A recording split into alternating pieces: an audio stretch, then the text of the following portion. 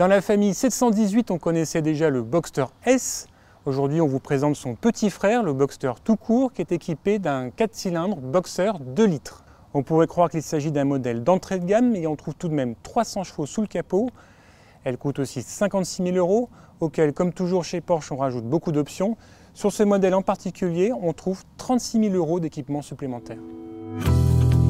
La 718 Boxster n'est donc pas l'héritière de la 914, c'est toujours une sportive haut de gamme. Pour s'en convaincre, il suffit de la regarder. Il n'y a aucune différence esthétique entre ce modèle et la version S. On retrouve donc les mêmes entrées d'air élargies, l'aileron mobile et surtout ce profil à la fois classique et suggestif. L'habitacle reste lui aussi identique. La finition est bien entendu impeccable, même si les options de notre modèle y sont pour beaucoup. Le cuir étendu, le chronographe de bord et même le GPS sont tous en supplément. Porsche reprend la hiérarchie traditionnelle des Boxster. Le 4 cylindres 2 litres remplace le 6 cylindres atmosphérique 2 litres 7. L'objectif est toujours le même, diminuer les émissions de CO2. Pour garder un peu de noblesse, il adopte l'architecture Boxer qui lui donne au ralenti un bruit caractéristique.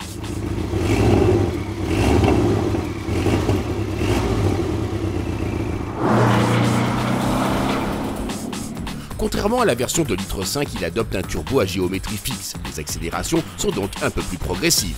Néanmoins, ça pousse fort et ça pousse tout le temps, si bien que l'on n'a jamais l'impression de manquer de puissance. S'il y avait une petite déception, ce serait au niveau de la sonorité par rapport à l'ancien 6 cylindres. Porsche a fait beaucoup d'efforts, on a même un échappement sport sur ce modèle, mais la magie a vraiment disparu. Voilà le prix à payer pour obtenir une petite baisse de consommation.